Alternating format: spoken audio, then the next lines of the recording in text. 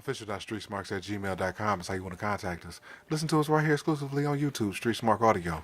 Or fuck with us. Official.StreetSmarks on SoundCloud and IG. Street Smart Fanpage on Facebook. Street_Smarks on Twitter. ECW Memories, which I am the administrator of. This is the Extreme Retro Review for ECW, April 12th, 1994. Wood, what are your thoughts of this show? I thought this show was a terrible go-home show with almost no upside to it whatsoever. Almost nothing redeeming about it, and that's very unfortunate to say. So as we continue the trailer suck, we have a cold open finish of last week's show. We have Shane and Diamond, Hawk run in his wacky promo, and we off into the theme.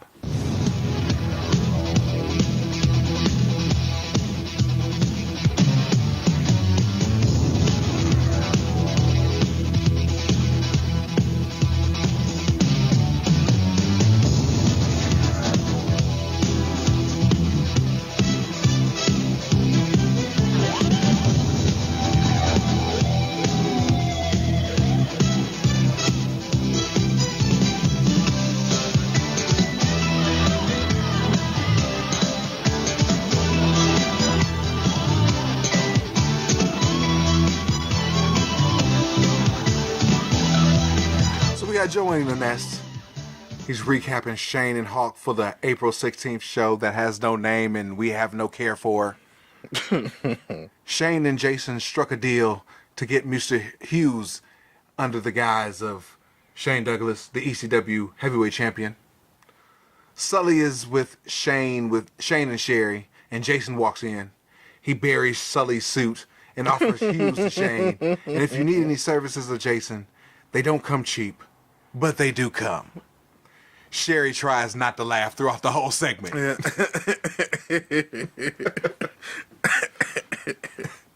We have a wacky Hawk promo.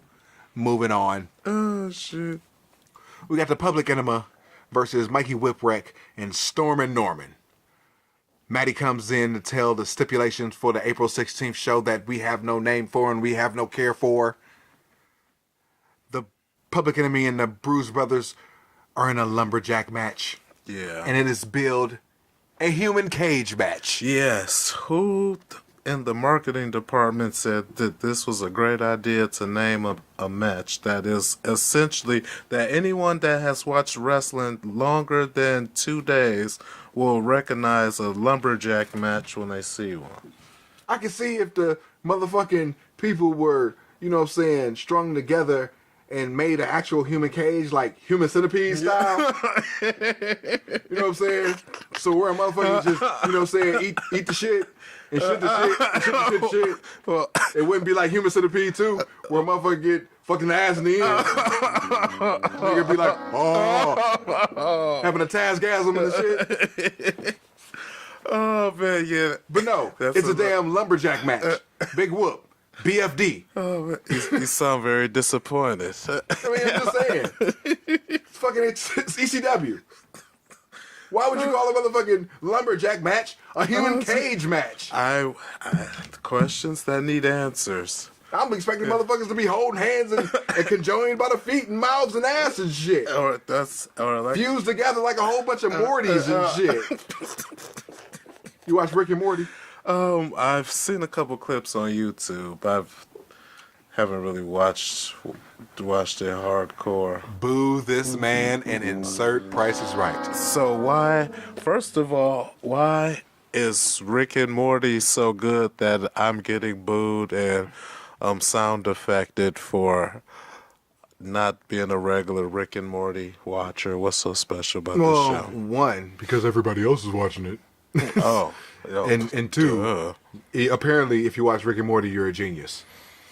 Because you can only get Rick and Morty jokes if you're a genius. It's like the new litmus test. Like, you know how last decade, if you watched The Big Bang Theory, you were smart. It's like the show for smart people. Like Frasier.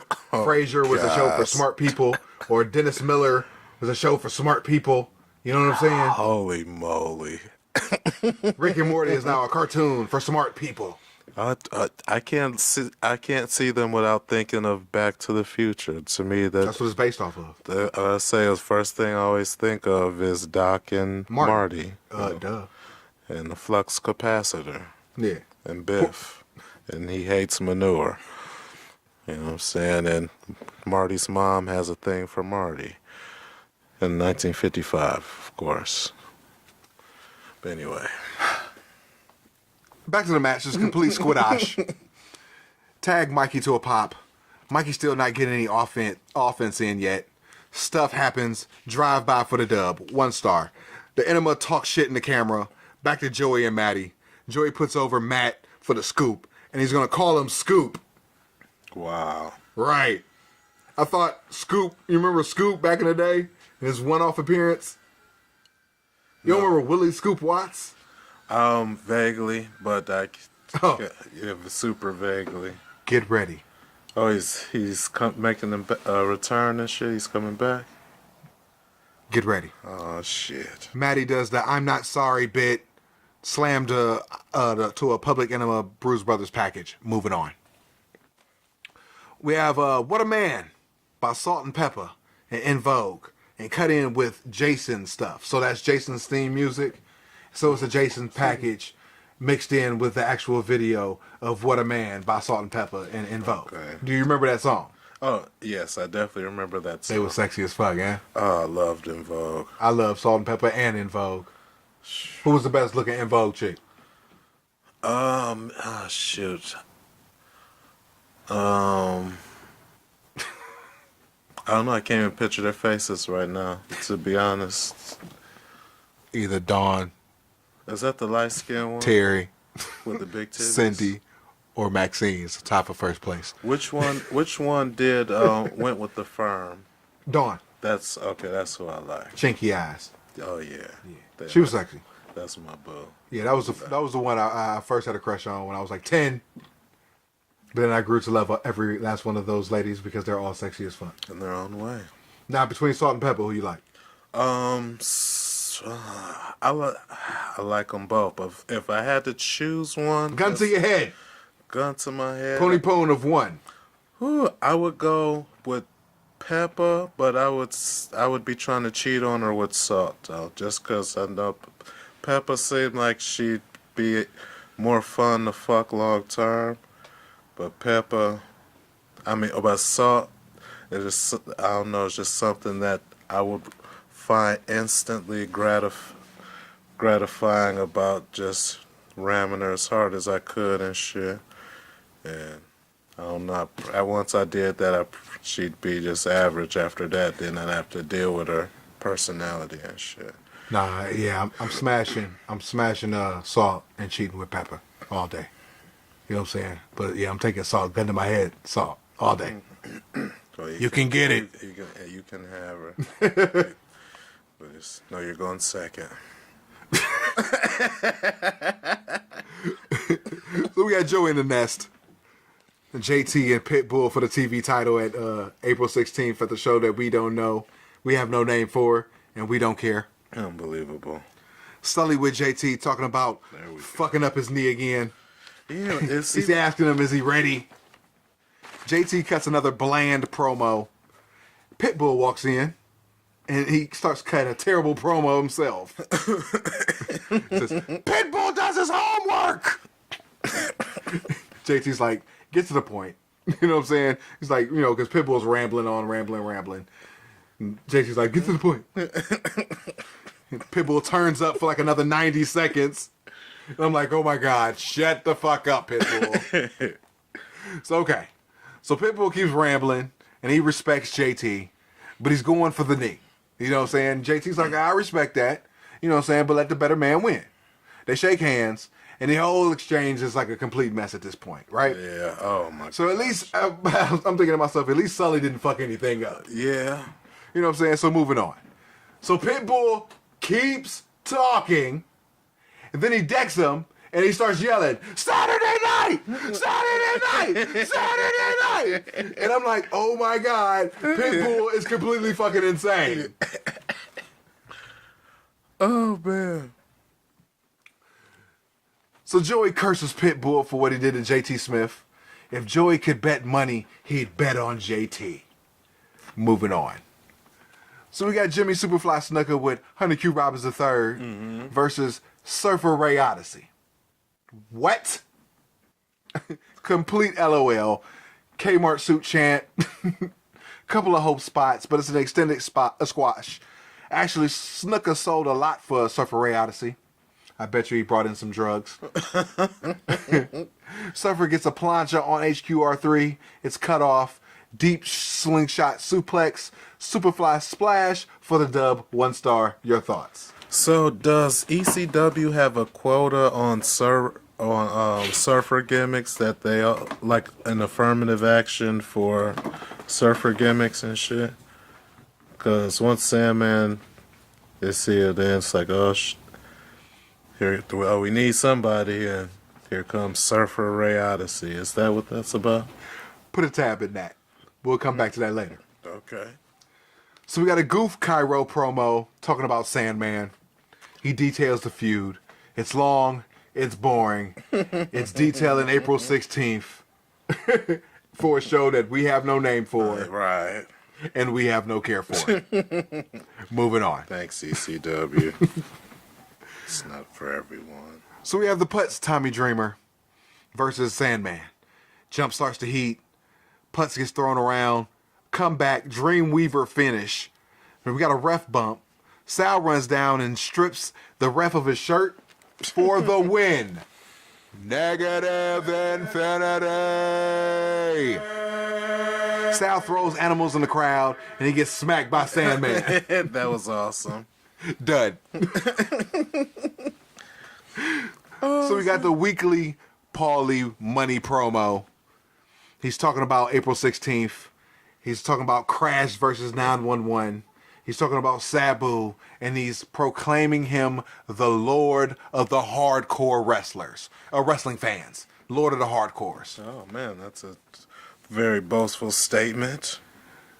So in the main event, we got Shane and the Roughneck Mr. Hughes with the Sensational Sherry versus Chad Austin and somebody. Blaze. Blaze? I think that's what it said on the screen. Complete squidash. Ref stops the match. Whipwreck, Storm and Norman, somebody. Putz and Cairo get choke slam. Hawkins no sells a belt shot. Sidewalk slam. Beat down by the heels. Shane's not good with the heel horseman beat down. I didn't like what Shane was doing during that. And overall, it cruises into an awful fucking show. You know what? The only thing that made me smile was Hawk stopped no-selling after he got sidewalk slam. After that, yeah, that's probably the first real enjoyable moment of the show for me. And as awesome as the sidewalk slam is, it shouldn't have to carry a whole entire show. So that's sad, especially your go-home show. So disappointing. And as we continue on the trail of suck, it's like those fucking WWF house show tapings that they used to tape back in the day. They'd be taping like it's like a 3-hour show, and it's just match after match after match after match. It's like Blood Feast, right? Mm-hmm. Yeah. So we going on. Next week, we'll be reviewing 4 more shows. I don't know what they are, but we got them for you. Nice. We're trying to get through 94 quick as possible, for real, for real. You know what I'm saying? 94 is heating up, but it's like you got to get through 94, man, because 95 is so live.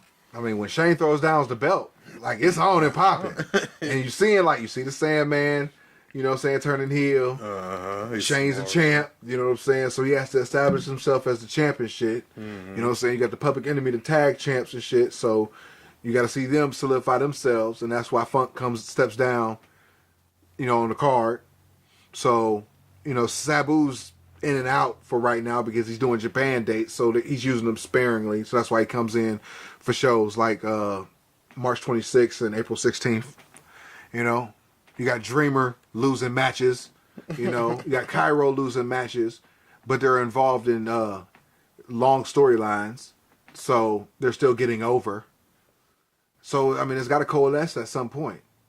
94 is the year where all this shit just starts to coalesce.